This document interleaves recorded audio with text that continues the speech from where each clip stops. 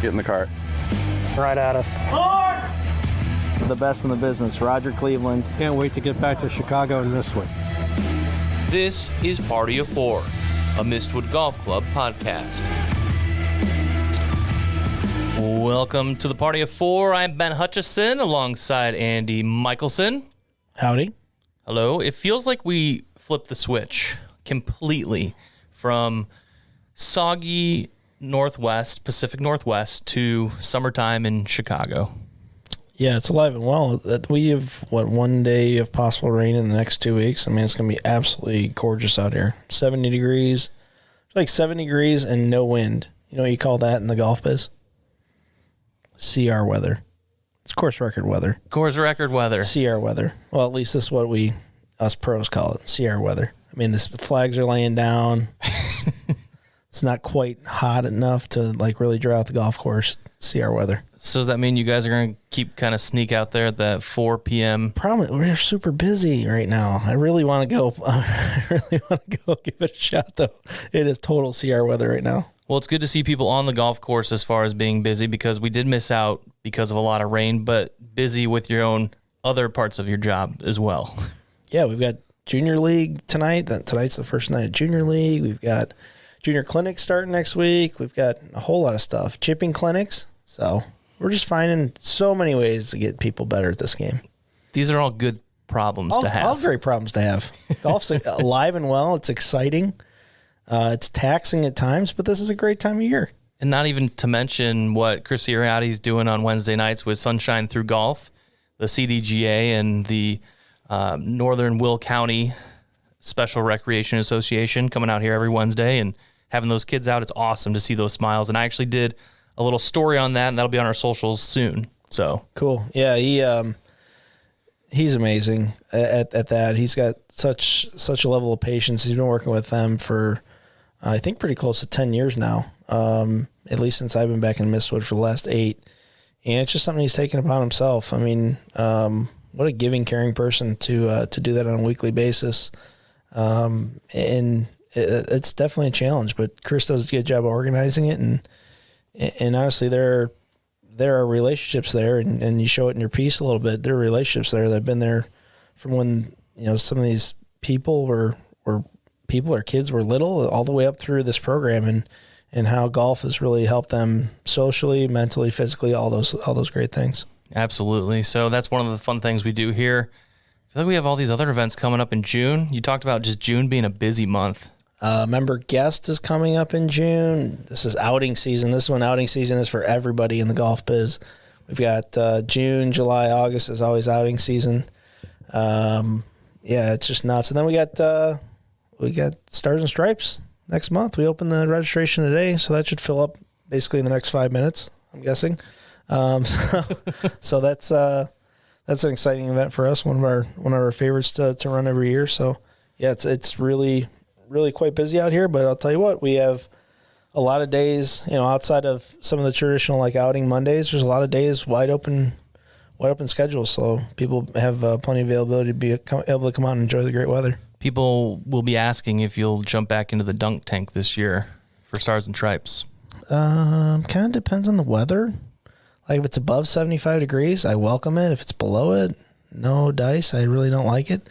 I do have to say, like, you get a little bit like, shell-shocked after being there all day.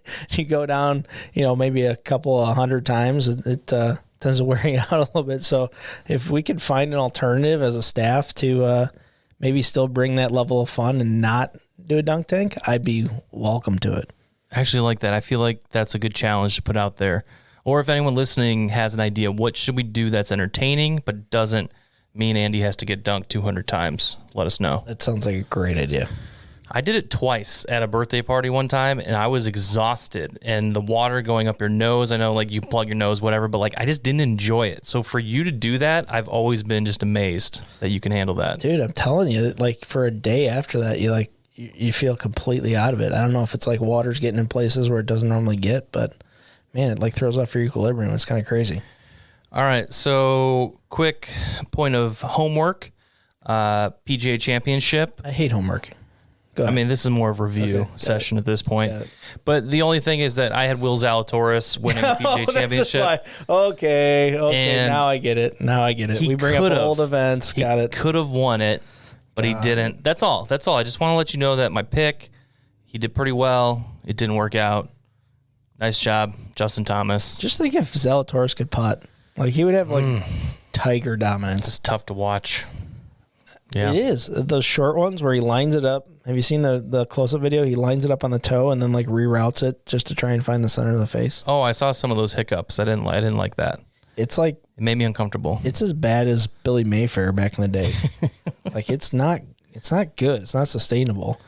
But Tony Romo was on telecast earlier this year. I forget which one it was. But he was saying that nobody works harder than Will Zalatoris on his putting.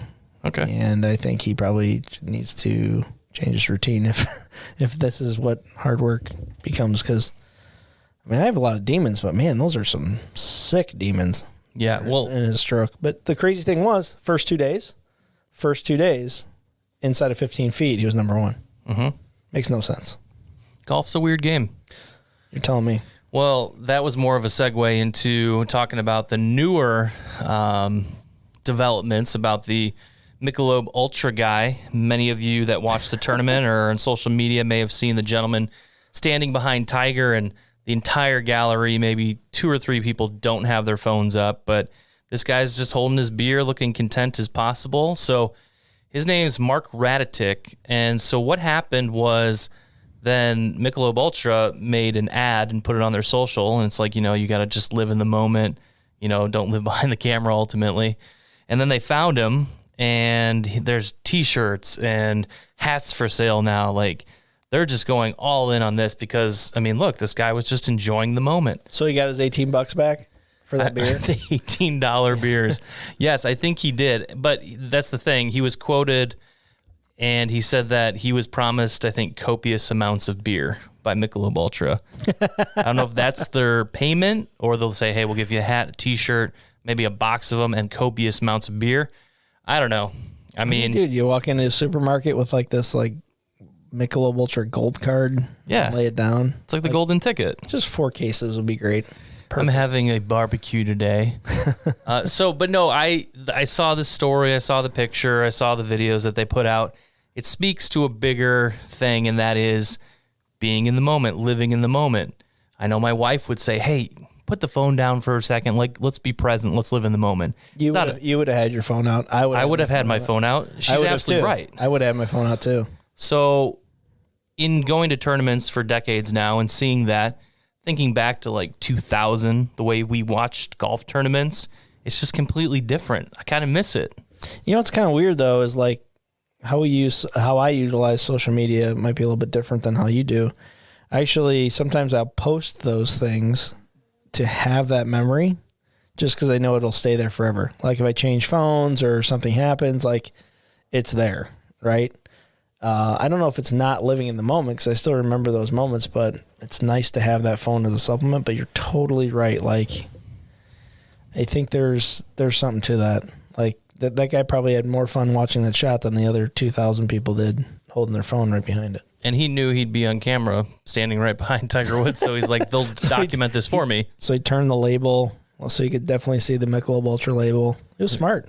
It was perfect. But then now that you say that, I mean, is it a plant? Like now I'm going to go down that road. Good one. Hey, Mark, just stand back there, hold it, looking perfectly content. He's the deep state of Michelob Ultra. Oh, man. They've had a lot lately, though. Was that all that Brooks and Bryce and stuff, Michelob Ultra as well? Yeah. Yeah. They're in the golf game. And then like guys getting ripped on Michelob Ultra Seltzer during the Ryder Cup. Like, give me a break. There's a chance. You guys are really getting ripped on that? Come on.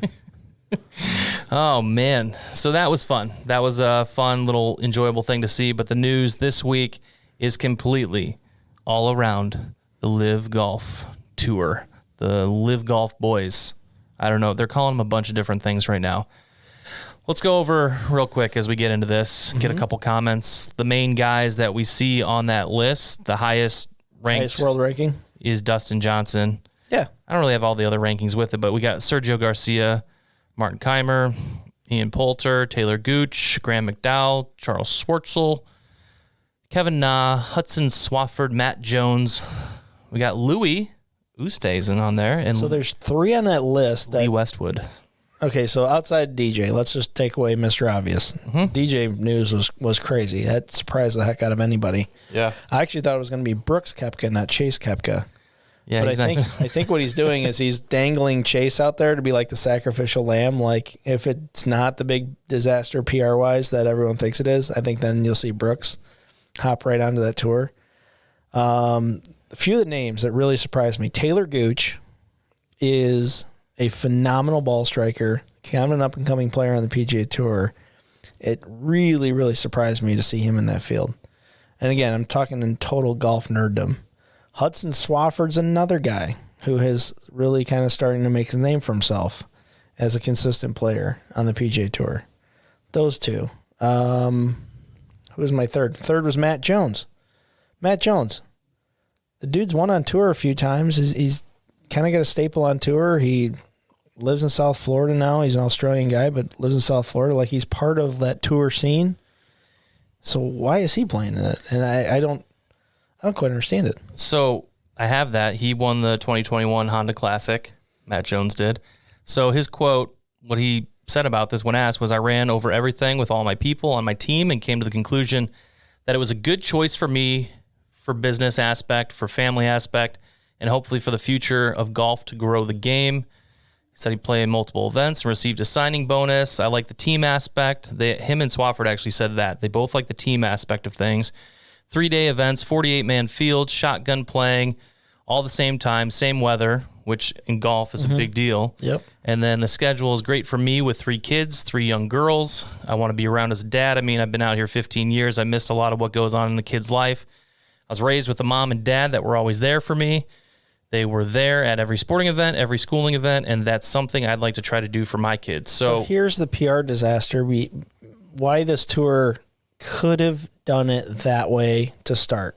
Why did they not promote players have more free time? Players are, yes, playing for more money, but they have more free time. They have more ability to address their own schedules, still make the same amount of money. Like, people would have got behind that instead of this whole like quiet behind the scenes Saudi Golf League stuff. And then you have Phil kind of blowing things out of proportion. And it just got started in the wrong way. A lot of the reasons, the individual reasons from what I'm hearing from each player, totally makes sense. Totally makes sense. You know, I don't know where the money's exactly coming from. They're saying it's blood money. It's oil money. Okay, fine. There's a lot of oil money in this world. they say public fund too. Okay, fine. It's oil money. And there's a lot of oil money from everywhere in this world. Everyone's pumping oil. It's oil money. Who cares? Right? I guess who cares? I'm probably not taking the popular stance, but these guys have reasons that are their own reasons to plan this tour. That's fine. And I think, honestly, the dust will settle on this. The only thing is how hard of a red line does the PGA Tour take? Are they really not going to let Dustin Johnson come back and defend, and play at places like Pebble Beach or St. Jude Classic? I know is one of his favorite events. Like, are they really not going to let him play? I doubt it. They try to draw the line again and say that there could be suspensions and everything else in the last day. And Swafford kind of alluded to that. He said, suspending players, that's not growing the game of golf. That's what LIV is trying to do, give more opportunities to more golfers. I think it's going to be a great thing. There's going to be a lot of eyes on it. I'm excited to play. So there's that angle on it. Then we hear about Dustin and possibly them dangling the $125 million. Just here you go, just be in it. And he talked about his family and securing his life beyond what it is now. Yeah, I mean, you got to have that thoroughbred. You had to have at least one just absolute stud in order to anchor the field. But there was some interesting commentary that, like, I heard from the commentary yesterday with the guy from Arizona State. Is it Puig or Puig or whatever? Puig. Yeah, nice name. So anyway, he gave a really rational set of reasoning. He's graduating from Arizona State. He's just outside of that top 15 in the points in order for him to get Korn Ferry full status.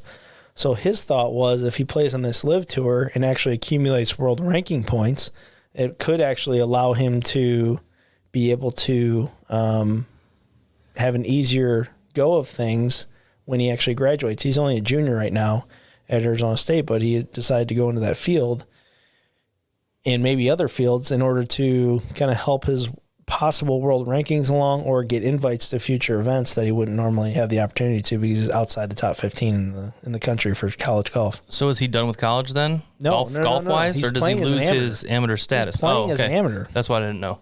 And like James Pyatt, the guy who won the USAM last year, he's playing as an amateur as well. Okay. I don't know what the advantage is there. It's got to be amongst that same rationale. Or just, building up the personal brand as well beyond that to appear at these things. I mean, look at like NIL, right? I mean, all bets are off. So this kid goes out and plays on this LIV tour and then comes back to Arizona State. Yeah, he's going to get some money thrown at him. You know? He's not dumb. So he can't accept purse money, but he can get the NIL type money. stuff. So right. he could be whoever. Dumb. Wow. Well, Rory, he's always asked about this because I feel like Rory's kind of in the position where he's like the mouth of the PGA Tour. I mean, I think it's with the player stuff he does as well, but he said, I certainly don't think the field is anything to jump up and down about. Yeah, I don't think that was off the cuff either. I think I knew that was some shade. I guarantee he knew he was going to get asked that question. Yeah. Every player's PR guy told them, be prepared for this question, and here's how to answer it. Yeah. And in Rory fashion, he came up with a great response. And he said he has friends that are on it, and he doesn't blame them. Sure. But it'll be interesting to see how it shakes out for sure. Sure. I'm kind of excited to see the first event. Yeah, in London. Does that make me a bad person? Is that like next week? Yeah, who's broadcasting it? I'm kind of excited to see what the first event's about. I saw it was going to be on YouTube. What? Like live on YouTube. Come on. I'm going to need more, though. Yeah, no, I think it's just, it's going to be on the LIV Golf YouTube page live. I think that's what they're doing just to get it out there. So Golf Channel is going to do like, what, a 3-second blurb on it at during Golf Central? There's no way. Does Golf Channel have a certain obligation to the PGA Tour and they're worried about stepping on eggshells there? Golf Channel has an obligation to golf. That's what I would hope for. Yeah. And don't get in between the politics of the golf. This is a story of golf. Yeah. I mean, I watch anything that's on Golf Channel. I'm watching random European tour in the middle of nowhere, Sweden on a Saturday morning. The documentary movies Everyone that else are on does there. too. Yeah. Yeah, right. Their obligation is to golf. If this is a story in golf and this is something that people want to watch in golf, then, they have shareholders. Comcast has shareholders who own them. Their obligation is to report whatever the most interesting story in golf is. My question to you then is, they have that one mystery spot. Do you think Phil gets, with everything that's happened, Whoa. is that Phil? I didn't read that. There's a mystery spot? Yeah, there's kind of still a mystery spot out there. And people say they're saving it for Phil. Just dump. They're just jump in, Phil. Just at this point, doesn't even matter with all the bad press and everything this has had. Not at all. Unless they're all mad at him for what he said about, killing these people or those people. There's a lot of controversy. Like, you went deep. I didn't know you were going that deep. Okay. These were the quotes. Yeah, the quoted words. Got it. Yeah, so, I mean, is he wanted? Of course he's wanted. He's a big name. Everyone knows him in the game of golf. Yes. Oh, my last question for you, too, with concerns to this. Is this a situation with the brands? Any brand. Callaway, Titleist, Ping, all of them. Are they worried about it? Like being part of that tour? Or is it just golf is golf and we're building it? To me, their best stance is just to sit on their hands. I mean, the companies might not do sponsors, but the golf companies are just, you're playing with our stuff. That's fine. Like the RBC dropping Dustin, that was more of RBC, tooting their own horn. If Dustin got $100 million, what's the million or so he might be getting from RBC? Give me a break. Yeah. Like that is just literally them pounding their own chest. That's a joke. So I think these companies, their best bet is just to sit on their hands. And plus these guys, I'm trying to think of guys that are outright endorsed. I mean, Dustin is a TaylorMade guy. He's outright endorsed, TaylorMade Adidas guy. So maybe there's a little bit there, but I'll guarantee they just sit on their hands and see kind of how the dust settles. If it's a very negative thing, on that Monday morning, you're going to see guys getting pulled. If something comes out. Yeah. So the success of this event, or the success PR-wise of this, as a positive message, and that's why the player's message needs to get out of, this is why I'm doing it. Like, they all look like, outcasts right now because that message is not getting out there effectively. And there's a lot of, I don't want to comment on it. It's like, just, I think this is where, you should speak up and speak your truth of why you're playing in it, because otherwise people will speculate and continue to go down that. Speaking of Adidas, that's a really nice shirt. Thank you. People can't see it, but got it here in the pro shop at Mistwood Golf Club. We have a great new selection of Adidas material. That's from this year? Correct. Oh, crap. We wear the same size. That's good for me. Now it's gone. There might be another one. I'm not sure. Well, this is fun. We just wanted to get up in here real quick, talk about the LIV Golf Tour, and a lot of exciting things happening at Mistwood. How's your golf game, Ben? Everyone's worried about it. Oh, man, I was trying to wrap up the show, but if people want to know, I have golfed 36 holes this year, none of them at Mistwood, and we're into June. I golfed one round in Florida in the, January, February, and then I golfed one round at Naperville South, which is Naples, right? Didn't you go play golf in Naples? That was the one in Florida. Yeah, that's Naperville South. Where did I recently golf? I golfed another round. Oh, I just golfed at the country club in Burr Ridge, Edgewood Valley.